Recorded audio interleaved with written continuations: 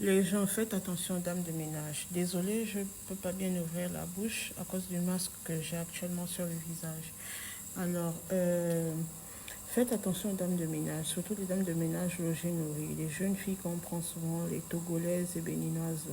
J'ai rien contre les Togolais et les Béninois, mais je parle particulièrement de ces jeunes filles qu'on prend chez nous pour nous aider à garder nos enfants et à faire les travaux ménagers. Parce que, oui, bien évidemment, nous sommes des femmes actives et on n'a pas toujours le temps et l'énergie de faire toutes ces choses en même temps. Alors, je vais vous raconter mon expérience. Je vivais avec mon ex et un soir, je vais aller un peu plus vite, je vais aller un peu vite. Un soir, étant à la maison, je venais à peine de commencer le travail. Il est arrivé avec une jeune fille à la maison. Et sans me prévenir, il me dit que non, c'est la dame de ménage. Je tique, je suis étonnée. Je dis, mais comment tu vas faire venir une dame de ménage? Tu ne m'informes pas avant, tu ne m'en parles pas. Il me dit, oui, c'est chez moi, je fais ce que je veux, j'en ai une dame de ménage, c'est tout. Je laisse tomber, je laisse passer, je ne parle pas. Moi, étant ma boule, j'installe la dame de ménage. Je tiens à préciser que dans la chambre, dans la maison, il y avait 3 chambres. Et il y avait 2 chambres à l'extérieur, une chambre pour la dame de ménage et le gardien. Du coup, je voulais installer la dame de ménage dans la chambre de ménage, dans la chambre à l'extérieur. Mais il a refusé, il a demandé à ce que je puisse installer dans l'une des chambres à l'intérieur de la maison, soi-disant parce que c'était une petite fille, elle venait d'arriver du Togo, nanani, nanana. J'ai dit ok. J'ai installé la petite, j'ai commencé à montrer le travail à la petite, c'était bien, tantine, tantine, tantine, tantine. Maintenant, un jour, en voyage, lui et moi, on va en Turquie, donc je vais acheter la marchandise, j'achète les vêtements à venir vendre et tout. Entre quand je travaille, hein, j'avais pris une permission. Bien, bien, bien, bien, bien, bien, bien. Mais lorsqu'on rentre, je me rends compte qu'il a eu acheté des vêtements pour des jeunes filles. T-shirt rose, petite jupe, je me demande que... Je lui demande que les habits que tu as achetés là, c'est pour qui? Il me dit, oh non, c'est pour la dame de ménage, tu as fait tes courses, tu n'as pas pensé à elle. Je dis, mais attends, même si tu as acheté des choses pour la dame de ménage, tu me demandes à moi d'acheter ou bien tu m'en parles? Tu n'as pas fait les choses au mon dos et tout, machin. Comme j'étais ma boule parce que j'étais amoureuse, j'ai laissé tomber. Mais on va acheter encore la deuxième fois. Là, on achète maintenant les habits de la dame de ménage ensemble. On donne une troisième fois pareil. Quand je reviens, c'est tranquille, elle s'occupait des enfants. Elle faisait le travail, tout ce qu'il fallait faire dans la maison. Laver le linge, j'avais la machine à laver, elle mettait les habits à la machine, machin et tout. Moi, je préparais les soirs parce qu'il mangeait rarement sa nourriture. Je préparais. Maintenant, la quatrième fois, il fallait que moi je voyage et j'ai voyagé toute seule et j'allais pour une longue période. Donc, quand moi je voyage, derrière moi, il reste à faire quoi? Donc, apparemment, ils étaient en couple. Il reste à faire quoi? Il reste à scolariser la fille. Il a mis la fille dans un centre de formation. Elle allait faire les études d'infirmerie. Tout ce temps-là, c'est quand j'étais à l'étranger. J'ai voyagé fin 2019, j'étais revenue en 2022, en 2020, pardon.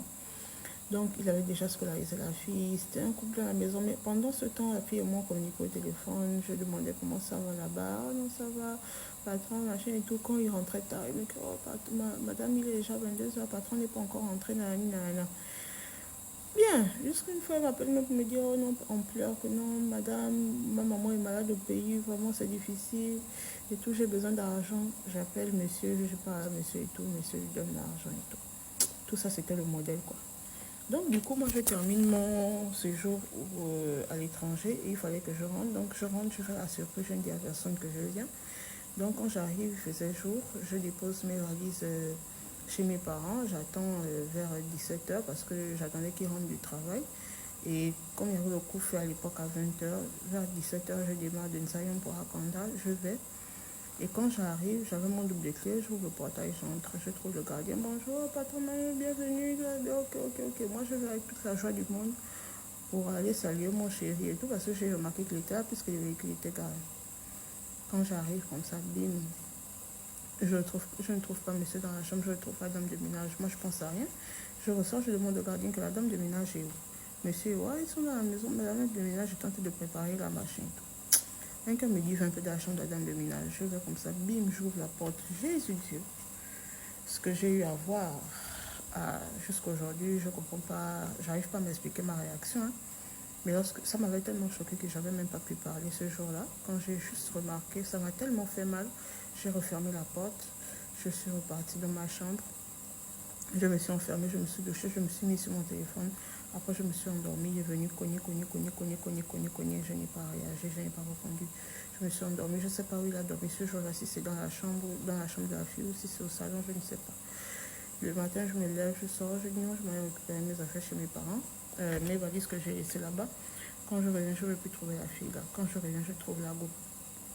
Je lui demande, mais qu'est-ce qui se passe? Oh non, elle ne bouge pas. Je dis, elle ne bouge pas. Donc, du coup, dans la maison, je terminais avec ma rivale. Elle ne lavait plus les vêtements, elle ne faisait plus rien me concernant, elle ne faisait plus rien concernant mon fils. Quand je prépare, elle prépare. Elle allait toujours à l'école. Hein. Il la déposait, il la récupérait, tout ça. Donc, je terminais avec la rivale dans la maison. Jusqu'à un jour, il y a une goutte d'eau qui a débordé du vase. J'ai pété un câble. J'ai fait sortir la fille là de force. Elle est partie. Je l'ai chassée, elle est partie.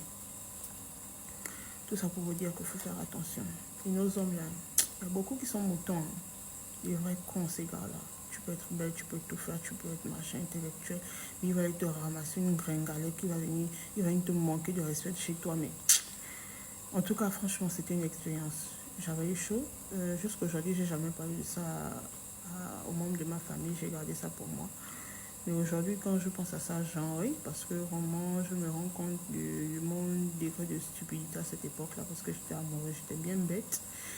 Mais bon, ce sont les expériences de la vie. Du coup, j'ai bien retenu la leçon. J'ai bien appris. Du coup, vous de votre côté, faites attention. Ne faites pas confiance aux dames de ménage. Ne faites pas confiance aux nonos. Quand elles viennent avec des ambitions, elles viennent là pour réussir. Elles sont prêtes à tout. De toute façon, elles n'ont rien à perdre. Elles sont prêtes à tout pour voilà quoi, avoir ce qu'elle veut, elle souhaite obtenir quoi. Donc du coup, quand elle te trouve, tu es avec un gars, un jeune homme qui a assez moyen, qui a de l'argent, vous êtes véhiculé, vous travaillez. Donc elle voit que elle se dit que tout ce que tu as, ça vient de lui, tu profites et tout. Elle se dit que pourquoi pas moi. Donc elle va même user des fétiches et tout pour détruire ton foyer. Mais bon, elle était partie, le gars et moi on est restés encore ensemble, je pense, 1 an et demi, hein. 1 an et demi comme ça, après on s'est séparés pour d'autres raisons un peu similaires, mais bof. Ce qui est fait, c'était pas facile, mais bon, c'était pas facile, mais voilà, ce sont les histoires de la vie. On apprend tous les jours. Voilà, je voulais un peu vous raconter cette histoire-là. Alors, on se retrouve dans une prochaine vidéo pour une autre histoire, un autre épisode concernant mes histoires. Bisous!